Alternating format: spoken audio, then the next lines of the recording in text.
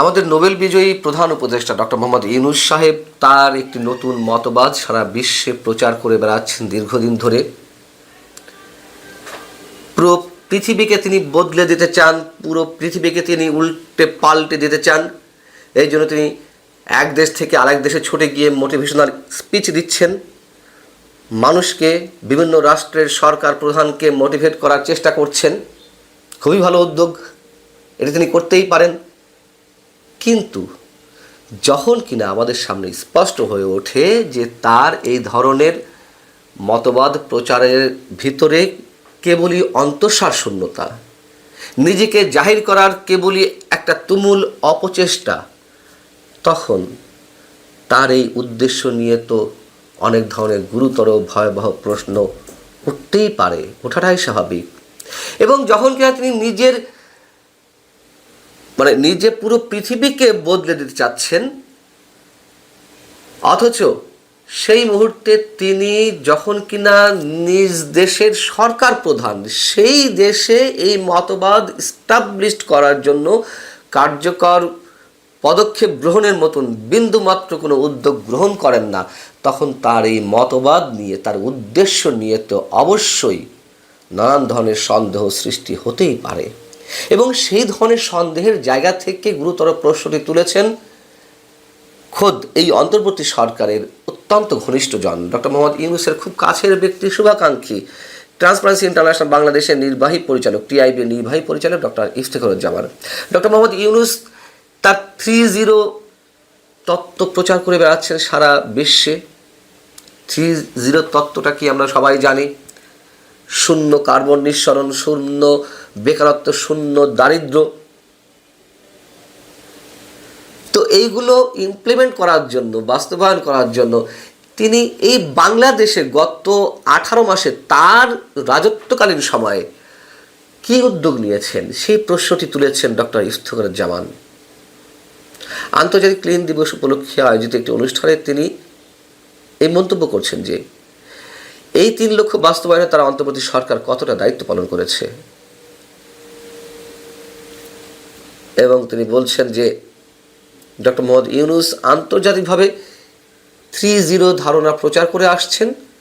তার নেতৃত্ব অন্তর্বর্তী সরকার গঠনের পর জাতীয় পর্যায়ে 3 লক্ষ্যের ক্ষেত্রে সরকারের ভূমিকা কী সেটি জানার অধিকার দেশবাসীর রয়েছে। অধিকার দেশবাসীর রয়েছে, কিন্তু সেই অধিকার আদায় করবে কিভাবে? ডক্টর ইফতেখারুজ্জামান তো দেশের দুর্নীতি বিষয়ক শ্বেতপত্র যে প্রণয়ন কমিটি, তার প্রধান ছিলেন। সেই জায়গা থেকেও তিনি নানান ধরনের প্রশ্ন এর আগেও তুলেছেন, এখনও তুলছেন। এবং তিনি বলছেন সরকারের মেয়াদ শেষে শ্বেতপত্র প্রকাশ করে এই 3টি বিষয়ে সরকারের কার্যক্রম ও অর্জনের হিসাব জনগণের সামনে তোলা উচিত। আমি ব্যক্তিগতভাবে বিব্রত এই কারণে যে যিনি 3-0 ধারক বাহক, তার নেতৃত্বাধীন সরকারই এই লক্ষ্য বাস্তবায়নে ব্যর্থ হয়েছে। লক্ষ্য বাস্তবায়নে ব্যর্থতার কথা কখন আসে?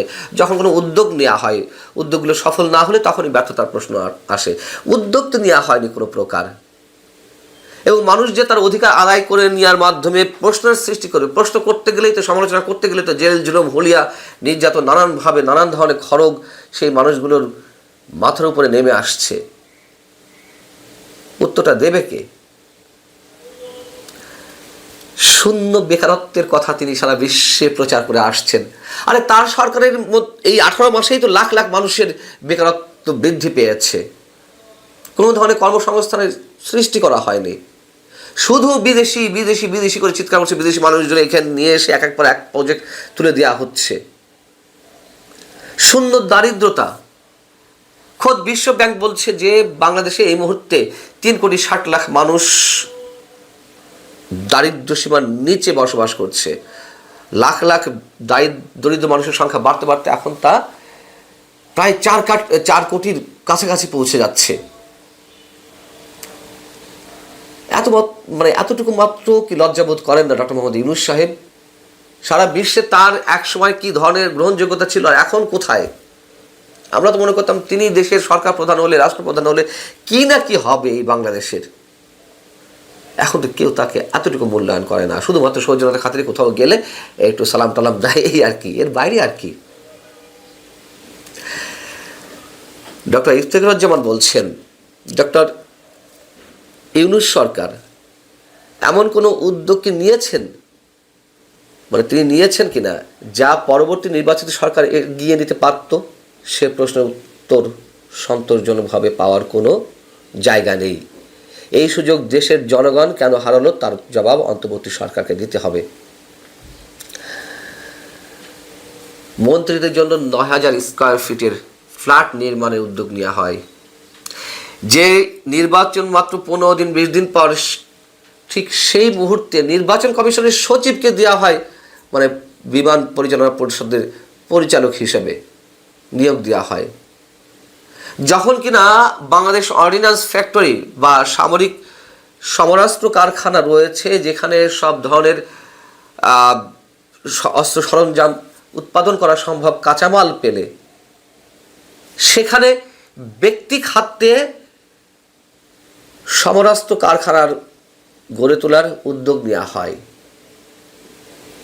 বিদেশি বিভিন্ন রাষ্ট্রের প্রেসক্রিপশনে, অথচ মানুষের বেকারত্ব ঘোচানোর জন্য অন্য কোনো কলকারখানা সৃষ্টির কোনো উদ্যোগ নেই।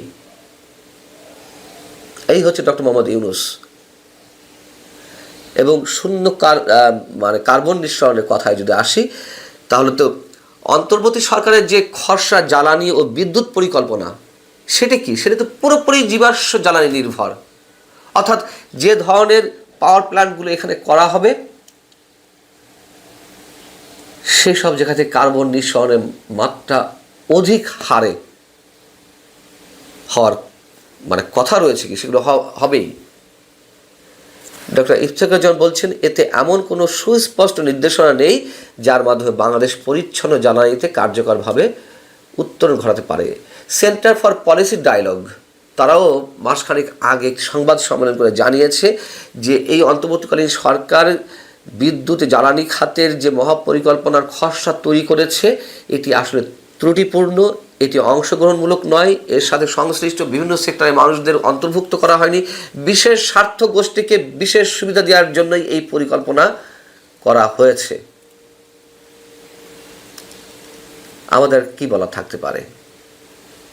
গত 18 মাস তো আমরা কম দেখিনি। এবং দারিদ্রতা বিষয়ে যে পরিসংখ্যানটি দিলাম, সেটিতে খোদ বিশ্ব ব্যাংকের